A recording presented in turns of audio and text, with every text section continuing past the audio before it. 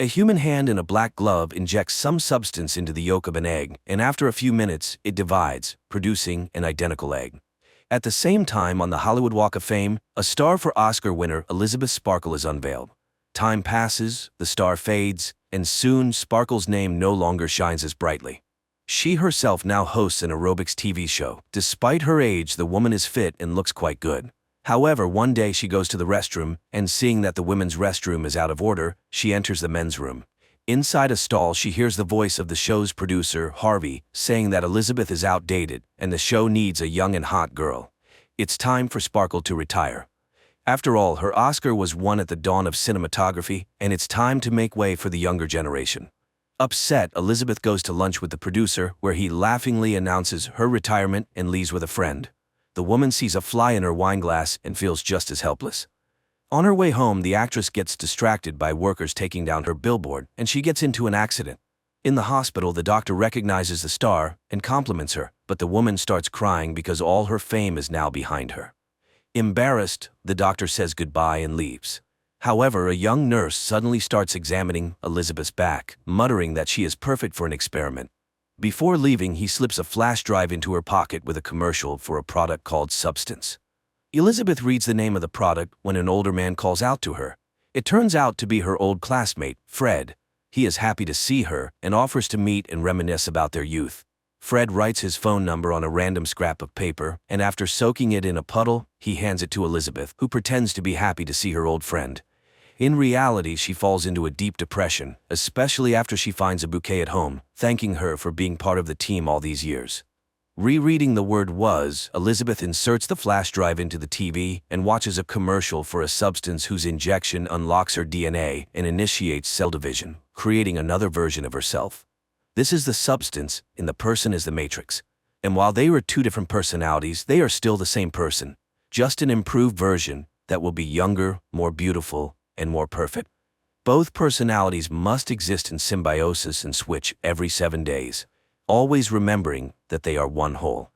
Elizabeth goes to a bar and, watching the happy couples, realizes her loneliness.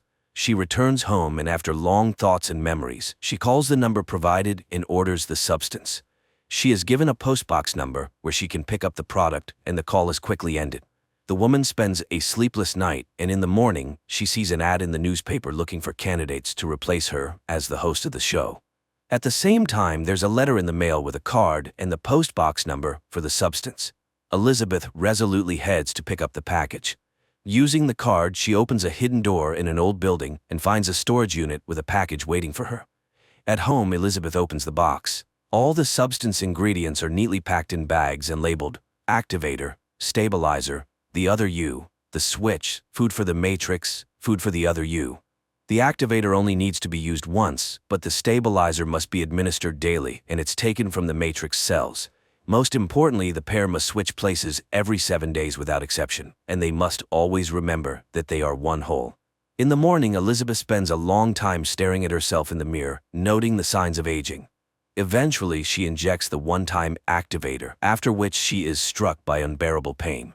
The woman falls to the floor, writhing in agony as her back splits open, and from within emerges her younger version. This new personality gradually comes to her senses, and upon looking in the mirror, she sees the reflection of a young and very beautiful girl. For a while, she revels in her new state, but then she notices Elizabeth's body. First, the girl tidies it up, stitching up the horrible tear in her back. Then she goes to her bed. In the morning, the girl takes a shower, and suddenly she feels unwell. She pulls out special syringes and injects herself with the stabilizer, drawn from the spine of the unconscious Matrix, Elizabeth. Then she goes to the living room, delighted with her new, young, and strong body. Later, the girl goes to a casting call, buying a seductive swimsuit along the way. She takes the name Sue and has a stunning effect on the producer's assistants and eventually on Harvey himself. Sue is chosen to replace Elizabeth as the show's host, although the girl immediately warns that every 7 days she will leave to care for her sick mother. This completely wins over Harvey, as the audience will surely love it. Sue begins to enjoy the fame that once belonged to the original version. However, the week flies by, and it's time for the switch. Sue attaches special tubes to her arms, allowing the substance to flow through. Soon Elizabeth comes to, while Sue's body slips into a coma. The woman cleans herself up and goes to the TV studio, where Harvey presents her with a gift from the crew. Back home, Elizabeth marks the days when she can be herself on her calendar. She spends all her time at home. At the end of the week, she receives a message about a new batch of substance delivered to her postbox. After 7 days, they switch again. Sue enjoys her new life, starring in commercials and reveling in her growing popularity. But one day, she starts thinking about the Matrix body and sets up a secret room in the bathroom. Just as she finishes, her neighbor knocks on the door, complaining about the noise from the tools. Seeing Sue, the man is immediately smitten and offers his help, but the girl slams the door and hides Elizabeth's body in the secret room, then replaces her portrait on the wall with her own. Sue's show becomes wildly successful, with the ratings soaring, much to the producer's delight. The girl starts making new friends and attending parties. One evening, she brings a young man home, but when things get intimate, she suddenly feels unwell and remembers that it's time for the switch. Sue rushes to the secret room and performs an additional stabilization procedure. She spends the night with the young man and switches with Elizabeth later than necessary. When Elizabeth wakes up, she finds a living room in disarray and her hands twisted with gout. Struggling to put herself together, she calls the substance provider's number, but they inform her that the changes are irreversible and remind her not to forget that they are one whole. Elizabeth tidies up the apartment and then sees a recording of Sue's new show on TV. She is forced to admit that Sue is very beautiful. Later, she hears the neighbor asking Sue for a date, but she doesn't answer the door. Then she receives a new batch of substance. On her way out, she stops at a cafe, where an old man starts a conversation, lamenting that 7 days is too long to wait to return to one's body. He drops his cards, and among them, Elizabeth sees a card identical to her substance card. She recognizes the young nurse who advised her on the experiment in his eyes. He knows that with each time, it becomes harder to remember that you deserve the right to exist. Soon, the second part will literally start consuming her. Elizabeth runs home, bumping into Sue's boyfriend, who of course doesn't recognize her. But this makes her remember Fred. She dials his number, and her ecstatic classmate arranges a meeting at a cafe.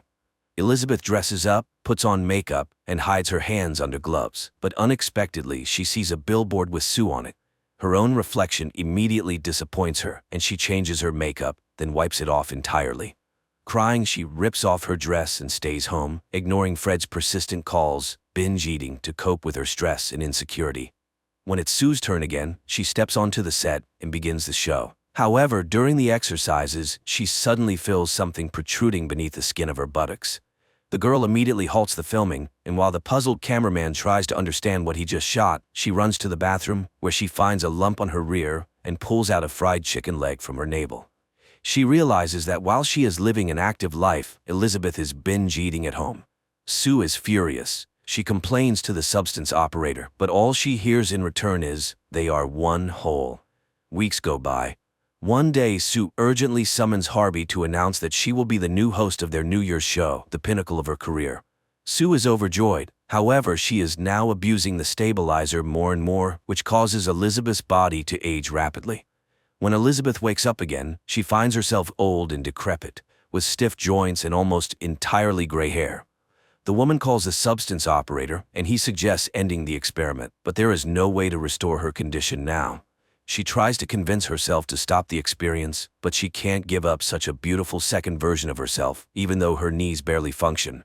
She remembers Harvey's gift. It turns out to be a cookbook, and Elizabeth throws herself into learning new recipes with renewed energy, while Sue continues to dominate the TV screens. One day, Elizabeth hears Sue laughing at her, mocking the aging star, which drives her to eat even more. Elizabeth becomes so enraged that she vows to end the experiment. The day for the switch comes, and once again, Sue finds a room full of leftovers and empty bottles. To gain independence and take advantage of the Matrix helplessness, Sue stockpiles stabilizers for 3 months. However, the day before the live broadcast of the show, the stabilizer runs out. Sue calls the supplier to ask for more, but he says Elizabeth is the only source, and they need to switch to replenish the supply. There is simply no other option. Sue, barely conscious, starts the switch. Her boyfriend hears strange noises coming from the bathroom, but the girl doesn't open the door because inside is now a hideous, bald woman with a deformed hump. Finally, she yells at him, and he runs off. Elizabeth, now a horrific creature, calls the substance operator and begs to end the experiment. Then she heads out for the final batch. Returning home, she drags Sue's body into the living room and prepares to inject her with the serum that will kill her duplicate. With the syringe ready, she looks around, staring at the portraits of Sue for a long time. She realizes she can't kill her young version. Elizabeth brings Sue back to consciousness. Seeing the half-empty syringe and realizing what Elizabeth had intended, Sue flies into a rage, beating her Matrix to death. Afterward, she goes to the New Year's show. She is dressed in a gorgeous gown, but suddenly Sue feels unwell and runs to the bathroom. It turns out that with the Matrix dead, Sue's body begins to rapidly deteriorate. First, her teeth fall out, making it impossible for her to smile for the sponsors, which Harvey so desperately wants. Then a nail falls off, and her ear drops off.